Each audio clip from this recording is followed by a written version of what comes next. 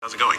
In today's video, I'm going to attempt making the smallest flipbook ever made. What I'm going to do first is I need to make a regular size flipbook to figure out the animation, and then I'll try making a smaller miniature version of that. So regular size first, then miniature size. So let's go ahead and I'll start the time lapse and see how it goes. Okay, so what I'm going to animate is the floss dance. This idea for doing a tiny flipbook was partly inspired by a video that Casey Golden did. In one of her videos, she did a challenge to see how small she could draw, and it was really incredible to watch. So I'll put a link to her channel in the video description. I also wanted to do this because I've been just obsessed with miniatures ever since I was little.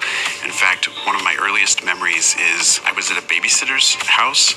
I was probably like 3 years old, and I remember sitting there on the floor playing with these little toy Smurf figures, and one of the Smurf figures was holding this little plastic rubbery hamburger, and there was something about this teeny tiny miniature hamburger. I just thought it was the coolest thing ever, and I just wanted it, and so I stole it.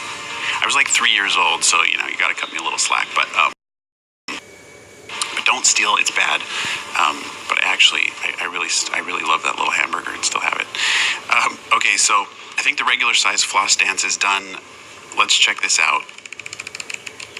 You know what I need for this is some music. Okay, that's better. So there are a couple things I want to change about this. The way that I have the body drawn in outline right now, I know it's going to be probably too difficult to draw on a really tiny scale.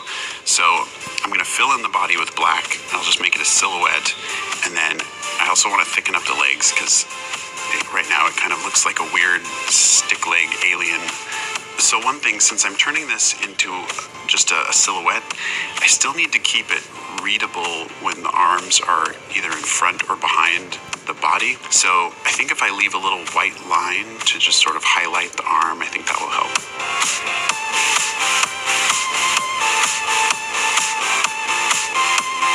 Okay, let's see how that worked.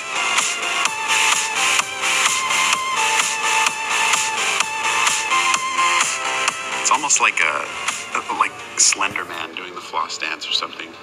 So now we'll do a smaller version, and if this next smaller version works, then I'll go even smaller after that. Okay, so for the smaller version, I'm taking my normal flipbook paper. I'm going to cut it into smaller pieces, and then hopefully I can replicate the animation. For these small pages, to make it easier to line them up, I'm putting gaffer's tape on my light pad, and then I have these edges that I can just bump the paper against and just keep them lined up each time. That makes it easier. I'm going to do this one in 2 passes. First I'll go through and I'll do just the simple like stickman version in pencil, and then I'll go back after that and I'll do all the ink.